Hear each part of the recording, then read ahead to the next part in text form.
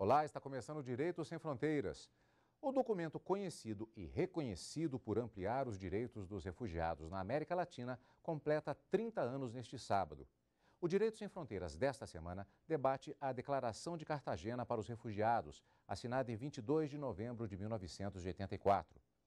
Para detalhar a importância deste documento e apontar novos desafios, estão aqui o representante no Brasil do Alto Comissariado da Organização das Nações Unidas para Refugiados, o mexicano Andrés Ramírez, e o professor de Direito Internacional e de Relações Internacionais, Renato Zerbini Leão.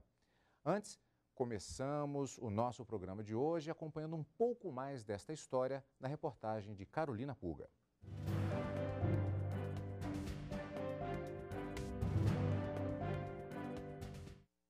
A Convenção de 1951 é o instrumento universal que rege e garante abrigo aos refugiados, definidos como aqueles perseguidos por motivos de raça, religião, nacionalidade, grupo social ou opiniões políticas. Mas, em 1984, esse conceito aqui na América Latina foi ampliado, dando a um outro grupo a proteção internacional do refúgio. Vários conflitos internos que assolaram os países da América Central, principalmente durante os anos 80, causaram o deslocamento de milhares de pessoas na região e chamaram a atenção dos governos para os problemas políticos e sociais instaurados ali. A convite da Colômbia, governantes locais se reuniram na cidade de Cartagena em 1984 e elaboraram a então Declaração de Cartagena, renovando e expandindo a proteção internacional dos refugiados. O novo instrumento, que comemora 30 anos, acrescentou ao conceito de refugiado as pessoas que tenham fugido dos seus países porque sua vida, segurança ou liberdade tenham sido ameaçadas pela violência generalizada, a agressão estrangeira, os conflitos internos, a violação maciça dos direitos humanos ou outras circunstâncias que tenham perturbado gravemente a ordem pública. O Brasil incorporou no ordenamento jurídico o espírito de Cartagena e passou a entender como refugiados também aqueles que sofrem violação dos direitos humanos. A mesma lei determinou a criação do Comitê Nacional para Refugiados, órgão responsável pela análise e reconhecimento da situação de refúgio no país.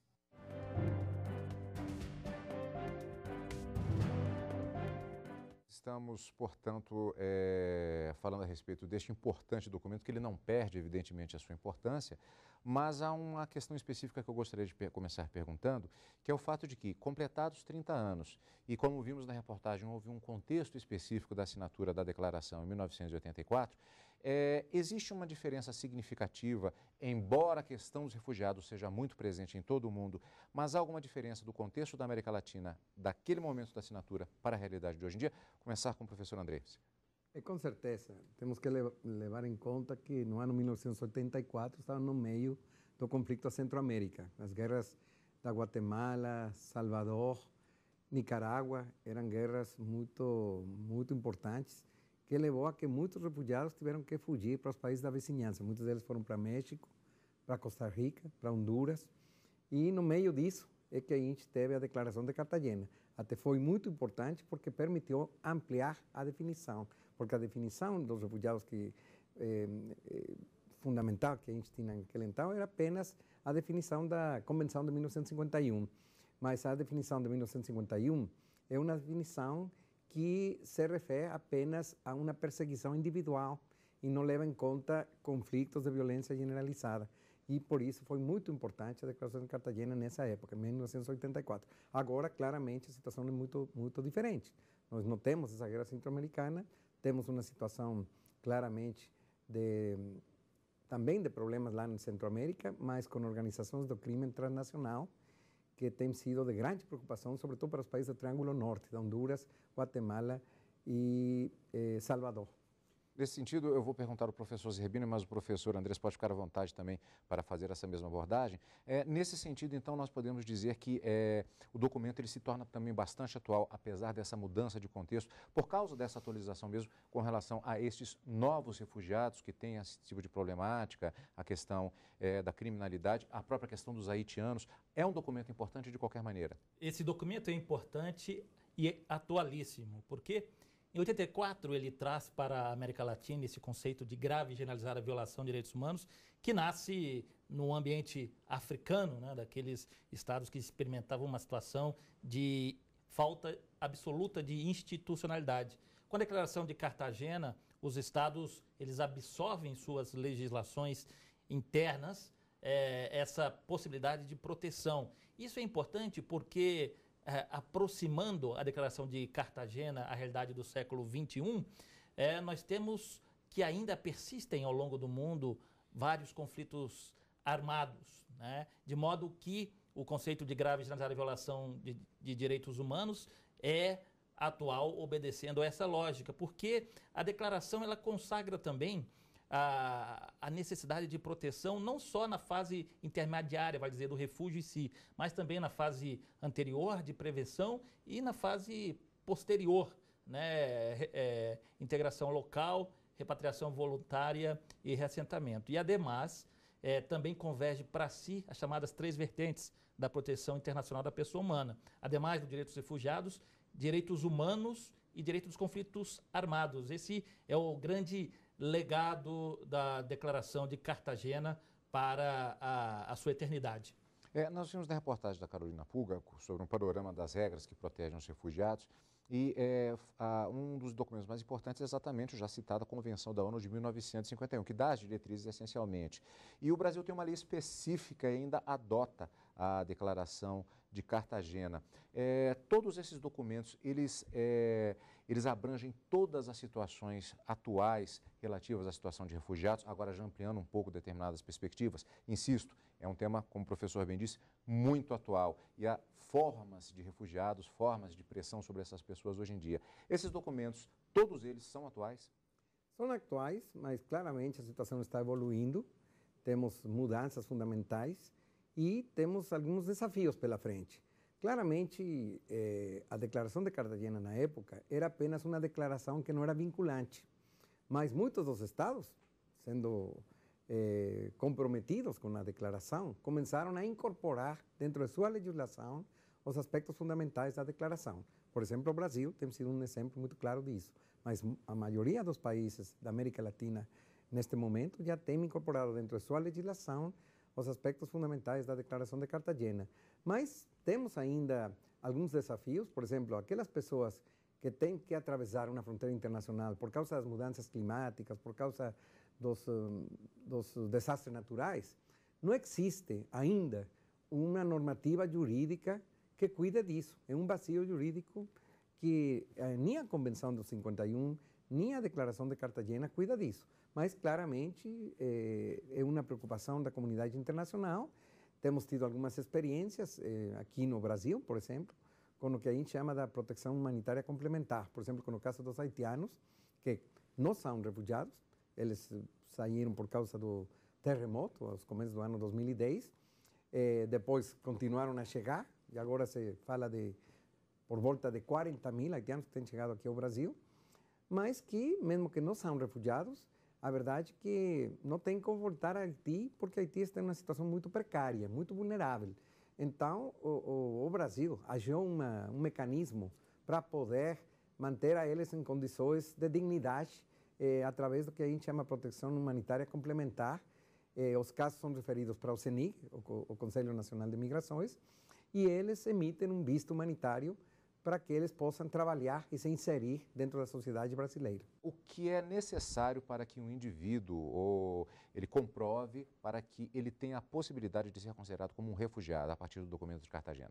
A condição fundamental para poder falar de Cartagena tem que ser um país que estamos claramente cientes que tem uma situação de conflito generalizado, de violação generalizada dos direitos humanos. Por exemplo, aconteceu muito, ao longo de muitos anos, o caso da Colômbia, que claramente era reconhecido um conflito em situações onde as pessoas tinham que fugir. Não é por acaso que a maior parte dos refugiados da América Latina que temos no continente são da Colômbia. Ainda hoje estão chegando por volta de 800 pessoas cada mês no Equador, que vêm da Colômbia. Agora temos o caso muito claro da Síria.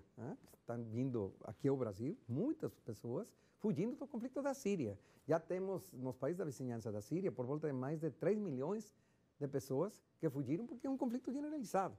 Já temos 6 milhões de pessoas deslocadas internamente e mais de 3 milhões que tiveram que fugir desse conflito. Então, não tem dúvida nenhuma que é um conflito generalizado. O doutor até adiantou já exatamente um ponto que eu gostaria de abordar, que era exatamente aquela situação de países que não são da América Latina e que, como já foi dito, torna o tema bastante atual, como é o caso especificamente da Síria. Eu acredito que isso se estenda também em relação não só da Síria geograficamente falando, mas também de populações que estão enfrentando essa situação, como os próprios curdos. Perguntaria, por exemplo, como seria a situação do Iraque, especificamente, que geograficamente ele tem esse conflito com o Estado Islâmico, mas ele não está todo propriamente, embora tenha uma situação difícil, mas ainda talvez não seja uma situação de conflito generalizado. Existe uma possibilidade de pedido de refúgio também num caso como esse, por exemplo? Não, claro. O que acontece é que até agora, ao Brasil, não tem chegado ainda, mas poderiam chegar, com certeza. Não seria estranho que a gente comece a ter pessoas vindo daquela região dos curdos do Iraque para o Brasil. Até agora, a grande maioria deles estão indo para a Turquia, mas não seria estranho. Nós vamos fazer um rápido intervalo e daqui a pouquinho nós voltamos para continuar o nosso tema da semana, os 30 anos da Declaração de Cartagena para os Refugiados. Depois do intervalo, um instante só. O Instituto Brasileiro de Direito de Família do Rio de Janeiro vai promover o 4º Congresso de Direito de Família, que terá como tema principal Família e Patrimônio, 5 e 6 de dezembro em Búzios. Informações e inscrições no site www.ibdefam.org.br.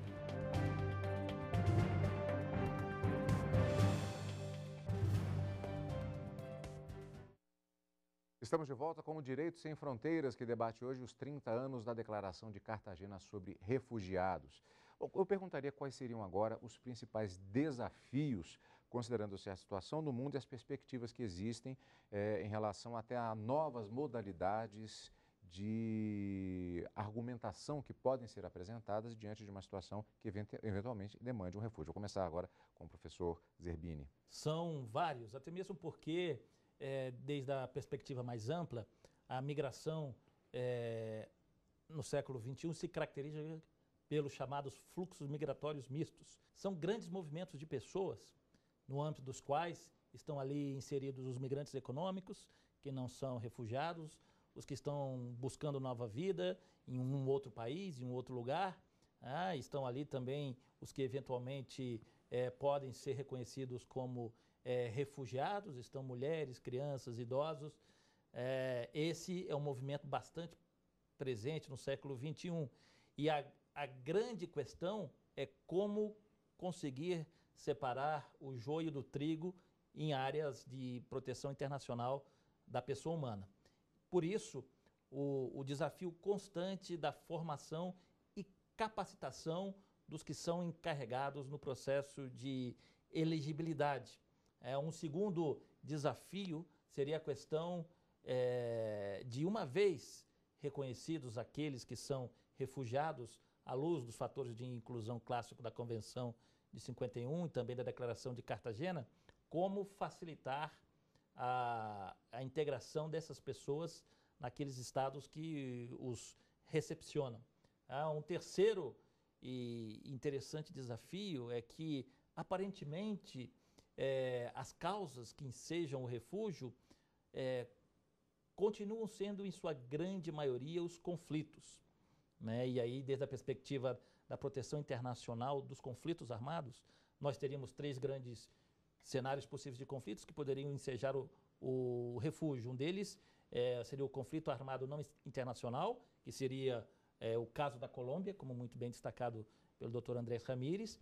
Um segundo seria o conflito armado internacional, que seria aquela guerra clássica entre 2 ou mais estados soberanos. E um terceiro tipo de conflito, um conceito que é ainda desse século, seriam aqueles conflitos armados internacionalizados, conflitos que ocorrem no âmbito de um único território, um único estado, mas que há um apelo por parte da comunidade internacional, como, por exemplo, forças militares multinacionais, por exemplo. Há algumas situações que foram feitas em referência agora, que é justamente a questão da elegibilidade. Eu citaria até um caso bastante clássico, que é o da Segunda Guerra Mundial, e casos mais recentes, como, por exemplo, o conflito na antiga Iugoslávia. Às vezes, no desenrolar desses conflitos, eu pergunto se é possível, como no caso da Segunda Guerra, por exemplo, a situação em que algumas pessoas entrem com o pedido de refúgio e, na verdade, se localiza até mesmo criminosos de guerra em situações assim. Esse é um problema que tem de ser enfrentado normalmente pelo Comitê da ONU?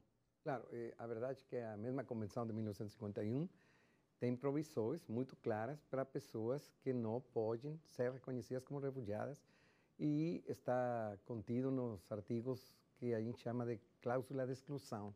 Aquelas pessoas que poderiam ter sido pessoas terroristas ou que teriam feito crimes de lesa humanidade, uma disturbação terrível na sociedade e que não deveriam ser pessoas reconhecidas como refugiadas. Então, dentro do processo de elegibilidade, da determinação da condição de refugiado, sempre se leva em conta que não são aplicadas apenas as cláusulas de inclusão, mas também casos de que é necessário aplicar a cláusula de exclusão, porque senão perderia toda a credibilidade o processo de elegibilidade e a gente acabaria reconhecendo criminosos e isso enfraqueceria muito o Instituto de Refúgio. As estruturas existentes atualmente no mundo, justamente, as pessoas treinadas para fazer este e outro tipo de seleção e atender essas pessoas, é um problema ainda grave esta quantidade de recursos a ser destinada para o acolhimento dessas pessoas. É verdade. Nós, no ano 2011, estávamos em uma situação, aos começos do ano 2011, de um otimismo, eu acho que até errado, porque se pensava que já estava acabando a época de grandes conflitos e que o problema fundamental era um desafio de crises da natureza, desastres naturais, tudo mais. Mas exatamente quando a gente pensava disso, estou lembrando do Alto Comissário, na reunião que tivemos a nível global de todos os representantes lá em Genebra, quando estava se colocando isso, chegou a Primavera Árabe. E dali para frente, a verdade é que nunca antes tivemos tantas crises humanitárias. Tivemos Egito, que tivemos a Líbia, que tivemos Tunísia, tivemos Costa de Marfim, tivemos Mali, Somália, Sudão, República Democrática do Congo, a Síria, agora o Iraque mais uma vez. E as crises velhas, antigas, como o Afeganistão, como o Iraque, ainda continuam, porque de fato ainda não foram resolvidas. E naquela pergunta que você está colocando, é fundamental então que também o pessoal que possa dar conta deste enorme desafio tem que estar bem preparado. E já a demanda de pessoas que estão estudando, eu acho que não é por acaso, que os números, aqui no Brasil, por exemplo, eu acho que é um caso muito expressivo, o número, e aqui temos o Dr. Servini, que é um acadêmico reconhecido, que conhece muito bem como está a situação do interesse crescente que tem a Faculdade de Relações Internacionais. Está crescendo muito. Por quê? É por isso, porque cada vez mais se virou uma coisa muito expressiva a nível internacional, a importância que tem as crises internacionais, as situações humanitárias a nível mundial. O pessoal está tendo mais e mais interesse. E ainda bem, pelo menos, que podemos ter pessoas capacitadas, profissionais de alto padrão, que possam dar conta deste enorme desafio. Eu gostaria de salientar um aspecto que são as consultas regionais a respeito dos 30 anos da Declaração de Cartagena sobre os Refugiados, que tem sido elaborada, que está prestes a ter o seu resultado divulgado com relação à realidade desse período de 30 anos. O que é que nós já poderíamos adiantar a respeito destas consultas que foram feitas? Eu acho que é muito importante para o público entender que esta declaração não pode ser uma declaração que saiu da brilhante cabeça de ninguém. É um processo de consultações muito amplo, com a participação muito importante da sociedade civil. A verdade é que a sociedade civil é um parceiro fundamental. Muitas das vezes tem acontecido que os primeiros que chegam à fronteira para atender aos refugiados são a sociedade civil, porque às vezes nem o governo tem a possibilidade de chegar lá nos momentos mais urgentes. Então a sociedade civil conhece muito bem não apenas os detalhes, mas também tem tido um histórico fundamental sobre os refugiados e por isso tem sido muito importante inserir a sociedade civil dentro deste processo. Então, tivemos primeiro a consulta em Buenos Aires, em março, para, sobretudo, avaliar as particularidades concretas do Mercosul, a nível do Mercosul, os países fundamentais, Uruguai, Argentina, o Brasil, Paraguai. Já em junho tivemos a reunião na região andina, isso foi lá em Quito, Equador, onde basicamente continua sendo o problema do desafio dos colombianos. Mesmo que já temos tido um avanço muito importante com o processo de negociações entre as Farc e o governo da Colômbia, mas ainda assim é um desafio pela frente, porque você sabe, mesmo que se chegue a um acordo, uma coisa é ter assinado um acordo e outra coisa é a paz mesma. Então, tem muito desafio ali pela frente na região andina com o tema dos colombianos. Depois tivemos a reunião em julho da subconsulta regional do que a gente chama da região mesoamericana, que ali o principal desafio, que já começava a falar aos começos do programa, é o tema destas novas formas de deslocamento por causa de organizações criminosas do crime transnacional e que os estados, sobretudo no caso de Honduras, de Salvador e Guatemala, não têm uma capacidade para garantir a proteção destas pessoas. Então as pessoas acabam fugindo, porque senão morrem ou podem ser recrutados pelas maras ou pelos grupos criminosos. Esse é um dos grandes desafios que surgiu dessa reunião de consulta lá em Manágua. E, finalmente, a gente teve, pela primeira vez, neste processo de Cartagena, uma reunião do Caribe, que a gente teve na Gran Caimán.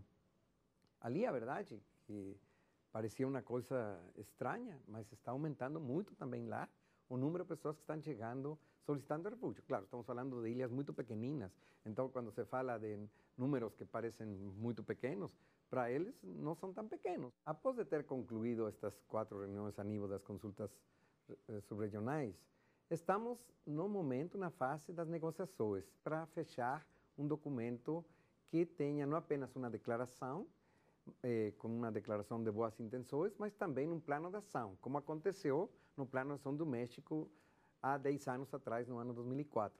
A ideia, então, é levar em conta as principais propostas, recomendações feitas a nível destas diversas reuniões subregionais e também as propostas feitas e colocadas pela sociedade civil, e também um tema que a gente não tem colocado até agora, mas que é fundamental e que esteve em todas as reuniões de consulta subregional, o tema da partilha. Estamos lançando uma campanha para erradicar a partilha nos próximos 10 anos, na próxima década, que é um terrível flagelo da humanidade. Há muito mais coisas que eu gostaria de perguntar. Como se vê, é um tema que ele se renova, como já foi até dito bem claramente em relação até ao próprio documento de Cartagena. O tema não se encerra por aqui, eu teria muito mais perguntas a fazer, mas infelizmente o nosso tempo está esgotado. Eu queria agradecer muito a participação de ambos para falarmos a respeito especificamente dos 30 anos da Declaração de Cartagena para os refugiados, mas deixá-los à vontade para retornar para falarmos a respeito deste tema dos refugiados como um todo, que tem diversos aspectos que infelizmente são muito atuais ainda hoje em dia,